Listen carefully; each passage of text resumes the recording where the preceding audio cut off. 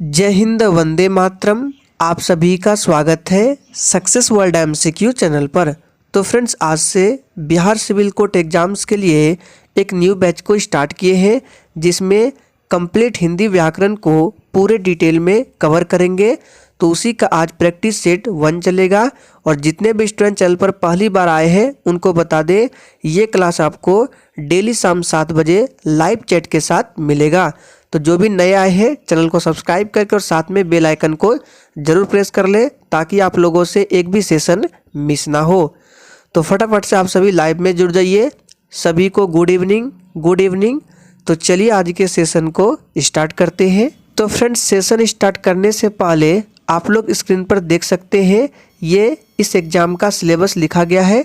आप लोग स्क्रीनशॉट ले लीजिए, बाद में देख लीजिएगा कि किस सब्जेक्ट से कितने क्वेश्चंस पूछे जाते हैं।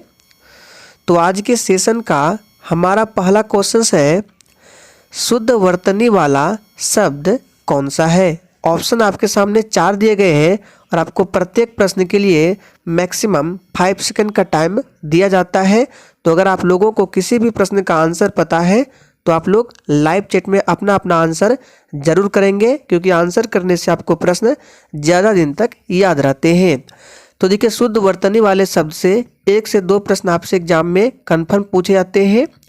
तो शुद्ध वर्तनी वाला शब्द जो इसमें होगा, जो ये बच्चे ऑप्शन ए को दिए हैं, बिल्कुल सही जवाब है। अतिशयोक्ति जो है इस तरह से लिखा जाता है। बाकी ऑप्शन बी गलत है, सी भी गलत है और डी भी गलत है। नेक्स्ट क्वेश्चन देखिए, इनमें से कौन सा युग्म अघोष ध्वनि है। यहाँ पे अघोष होगा, टाइपिंग एरर है, सोच समझकर आंसर करना है। Times up. तो देखिए, सबसे पहले आपको पता होना चाहिए कि अघोष वर्ण किसे कहते हैं। जैसे मान लीजिए हम यहाँ पे लिख रहे हैं क वर्ग का वर्ण क, ख, ग, घ और अंग। तो देखिए, किसी भी वर्ग का जो ये प्रथम 2 वर्ण है इसको हम लोग अघोष वर्ण बोलते हैं, और बाकी जो ये 3 है इसको सघोष वर्ण बोलते हैं। तो यहाँ पे पूछ रहा है कि इनमें से कौन सा युग्म अघोष ध्वनि है।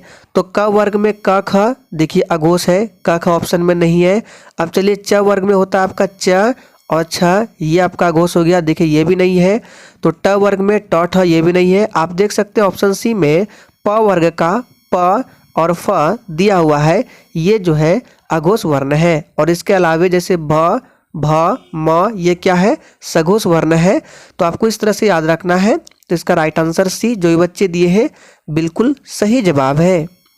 तीसरा प्रश्न देखिए, जिस अव्यय से समय का बोध हो उसे क्या कहते हैं। मोस्ट इम्पॉर्टेंट और सिलेक्टेड प्रश्न है, और इस सेशन में वही क्वेश्चंस रखे गए हैं जो आपके एग्जाम्स में पूछे जाते हैं।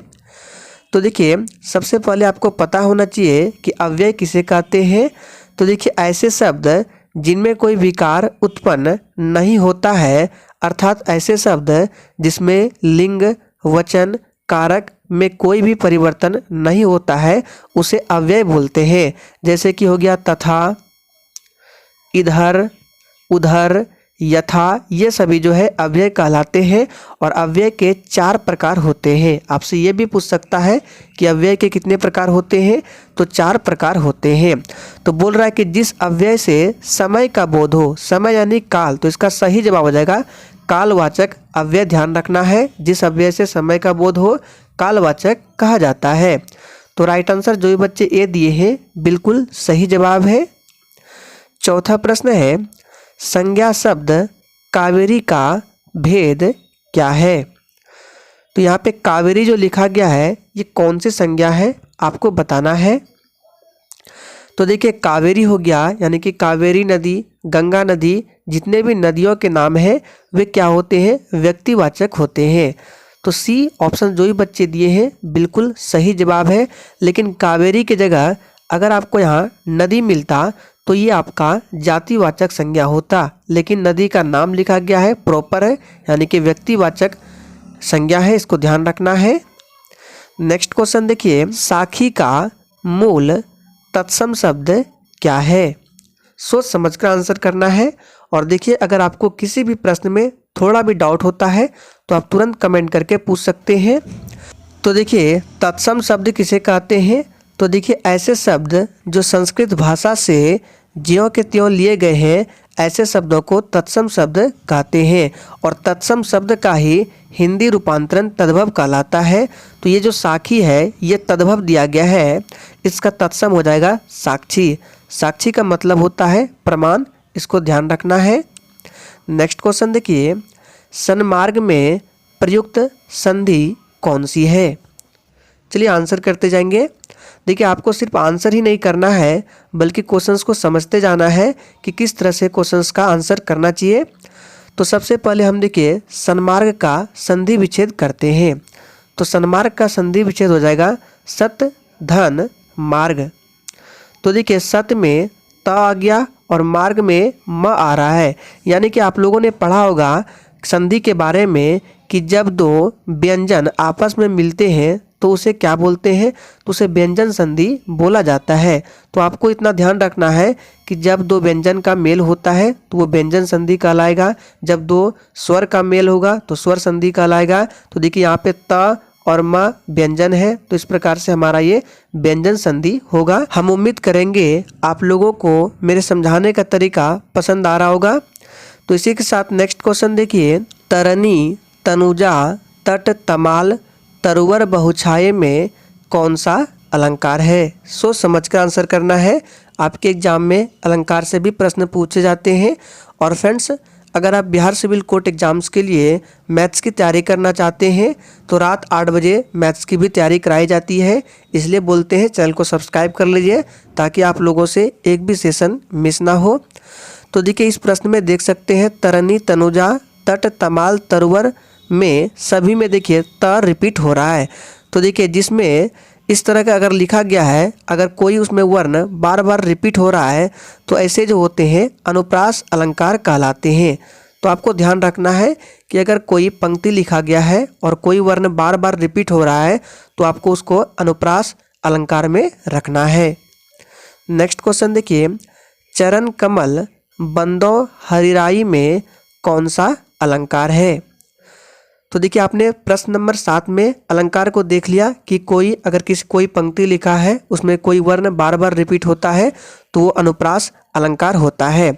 अब इस पंक्ति को देखिए क्या बोल रहा है कि चरण कमल बंदो हरिराई में कौन सा अलंकार है, यानी कि जब किसी दो चीज को एक समान बताया जाता है तो उसमें रूपक अलंकार होता है। जैसे चरण कमल बंदो हरिराई, यानी कि हरि का जो चरण है वो कमल के समान बता रहा है, यानी कि जब किसी दो चीज को एक समान बताएगा तो रूपक अलंकार होता है। तो इस तरह से ये आपका रूपक अलंकार हो गया। तो आपने दो अलंकार को पढ़ लिया। इसी तरह से हम सारे अलंकार को समझते हुए पढ़ते जाएंगे। पीपर पात सरिस मंडोला में कौन सा अलंकार है? और इसका PDF डाउनलोड करना चाहते हैं तो डिस्क्रिप्शन बॉक्स में टेलीग्राम चैनल का लिंक है, जाइए ज्वाइन कर लीजिए। वहां पर जाकर आप इसका PDF बिल्कुल फ्री में डाउनलोड कर सकते हैं। तो देखिए पीपर पात सरिस मंडोला में कौन सा अलंकार है? अब इस पंक्ति को ध्यान से देखिए, इसमें क्या हो रहा है? तो इसमें देखिए तुलना की जा रही है। पीपर पात सरिस मंडोला, तो इसमें तुलना का भाव आ रहा है। तो जिसमें तुलना का भाव होता है वो उपमा अलंकार कहलाता है, यानी कि सी ऑप्शन बिल्कुल सही जवाब है। काली घटा का घमंड घटा में प्रयुक्त अलंकार कौन सा है? तो देखिए आपने 3 अलंकार को पढ़ लिया, तीनों को ध्यान रखना है। तो इसमें देखिए घटा जो है 2 बार प्रयुक्त हुआ है और दोनों जगह पे घटा का अर्थ अलग अलग हो रहा है। यहाँ पे काली घटा इसका अर्थ अलग है और घमंड घटा यहाँ पे घटा का अर्थ होता है कम। तो देखिए जब कोई शब्द 2 बार रिपीट हो और दोनों का अर्थ भिन्न भिन्न निकल कर आ रहा हो तो ऐसे अलंकार को क्या बोला जाता है? यमक अलंकार बोला जाता है। आप लोग ध्यान रखिएगा। जिस रचना में मात्रा एवं वर्गों पर विशेष ध्यान रखना पड़ता है उसे क्या कहते हैं? चलिए आंसर करते जाएंगे। और देखिए अगर आप लोगों को सेशन थोड़ा भी पसंद आता है तो सभी लोग सेशन को लाइक करें ताकि आप लोगों को एग्जाम तक ऐसे ही डेली वीडियो मिलते रहे।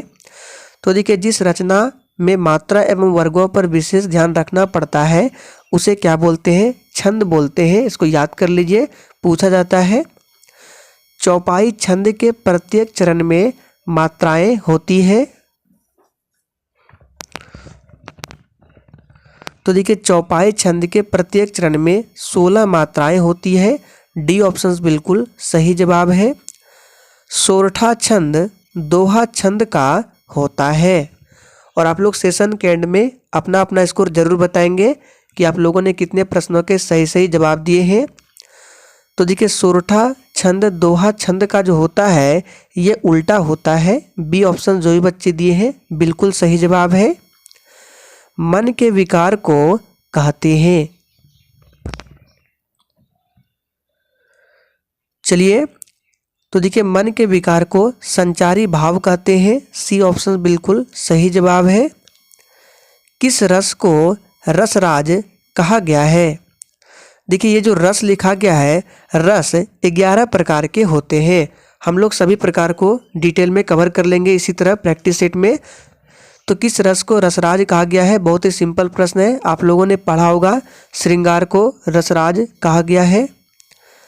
बाघ के नाम से उत्पन्न भय किस रस के अंतर्गत आएगा? चलिए आंसर बताएंगे। तो देखिए यहाँ पे बाघ के नाम से उत्पन्न भय जो होता है ये भयानक रस के अंतर्गत आएगा। फर्स्ट ऑप्शन बिल्कुल सही जवाब है। ऑप्शन बी में लिखा गया है विभत्स। तो देखिए जब किसी चीज़ को देखकर हमारे मन में घृणा उत्पन्न होता है तो वह विभत्स रस के अंतर्गत आता है। इन सभी को ध्यान रखना है। नेक्स्ट क्वेश्चन, निम्नलिखित में से श्रृंगार रस का अस्थाई भाव क्या है? चलिए तो इसका सही जवाब हो जाएगा रति। डी ऑप्शन बिल्कुल सही जवाब है, ध्यान रखना है। ह्रास जो है ये हास्य रस है। उत्साह जो है ये वीर रस है, यहाँ पे लिख देते हैं वीर रस के अंतर्गत आएगा। निर्वेद ये शांत रस के अंतर्गत आएगा। ह्रास क्या बताया? तो ये हास्य रस के अंतर्गत आएगा। इन सभी को ध्यान रखना है। और रति जो है ये श्रृंगार रस के अंतर्गत आता है। किस रस से पाठक उत्साहित होता है? चलिए आंसर बताएंगे। आप लोगों को ध्यान रखना है कि रस जो है 11 प्रकार के होते हैं। तो किस रस से पाठक उत्साहित होता है? तो यहाँ पे देखिए उत्साह का भाव आ रहा है। तो अभी हमने बताया जहाँ पर उत्साह यानी कि वीर रस होगा। सी ऑप्शन बिल्कुल सही जवाब होगा। 17 नंबर प्रश्न में भी जैसे यहाँ पे देखिए हमने बताया था उत्साह है, तो इसको रखे थे हम लोग किसमें? वीर रस के अंतर्गत। यहाँ भी देखिए कि किस रस से पाठक उत्साहित होता है यानी कि उत्साह आ रहा है, तो ये भी हो जाएगा वीर रस, ध्यान रखना है। बिहारी मुख्यतः किस रस के कवि है? बिल्कुल टॉप लेवल के प्रश्न है और इसी तरह से आपसे एग्जाम में भी प्रश्न पूछा जाएगा। तो बिहारी जो है ये मुख्यतः श्रृंगार रस के कवि है। डी ऑप्शन बिल्कुल सही जवाब है। नेक्स्ट क्वेश्चन, दीन दीन शब्द युग्म का सही अर्थ क्या है? ये बहुत ही सिंपल प्रश्न है। तो देखिए आप सभी जानते हैं इस दिन का मतलब होता है दिवस और इस दिन का मतलब होता है गरीब। तो सी ऑप्शन में दिया गया है दिवस गरीब। चर्म शब्द का समभिन्नार्थक क्या है? चलिए आंसर बताएंगे। और समभिन्नार्थक क्या होता है थोड़ा सा बता देते हैं। तो देखिए जो शब्द देखने में और सुनने में एक जैसा लगे उसे समभिन्नार्थक कहेंगे, लेकिन दोनों का अर्थ जो है अलग अलग होगा। तो यहाँ पे चर्म और ऑप्शन डी में देखिए थोड़ा सा टाइपिंग एरर है, यहाँ पे ये होगा चरम। तो ये दोनों सुनने में एक जैसा लग रहा है लेकिन दोनों का अर्थ अलग अलग है। तो ये क्या कहलाएगा? समभिन्नार्थक कहलाएगा, ध्यान रखना है। नेक्स्ट क्वेश्चन देखिए, चपला का समानार्थी क्या है? चलिए आंसर बताएंगे। तो चपला का समानार्थी होता है दामिनी, बिजली, सौदामिनी। तो ऑप्शन ए में दामिनी दिया गया है, ये चपला का समानार्थी है। हिंदी वर्णमाला में अंग और अह क्या है? मोस्ट इम्पॉर्टेंट प्रश्न है, इसको ध्यान रखिएगा। तो देखिए आप लोगों ने पढ़ा होगा हिंदी वर्णमाला में अंग और अह जो है ये अयोग्य वाह है। डी ऑप्शन बिल्कुल सही जवाब है। इनमें से कौन सा शब्द पुल्लिंग से बना हुआ स्त्रीलिंग है? चलिए, तो देख सकते हैं ऑप्शन सी में जो है काली, ये काला से बना हुआ है, ये पुल्लिंग से बना हुआ स्त्रीलिंग है। इनमें से कौन सा शब्द सर्वनाम से बना हुआ विशेषण है? ये आज के सेशन का आखिरी प्रश्न है। तो देखिए कौन सा शब्द है जो सर्वनाम से बना हुआ विशेषण है? तो तेरा जो है ये सर्वनाम से बना हुआ विशेषण है। इसका सर्वनाम हो गया तुम, तू, इनसे बना है तेरा। तो बी ऑप्शन जो है ये बिल्कुल सही जवाब है। तो फ्रेंड्स, आज के सेशन में हम लोगों ने हिंदी के 25 मोस्ट इम्पॉर्टेंट प्रश्नों को कवर किया। इसी के साथ आज का ये प्रैक्टिस सेट यहीं पर समाप्त होता है। तब तक के लिए जय हिंद,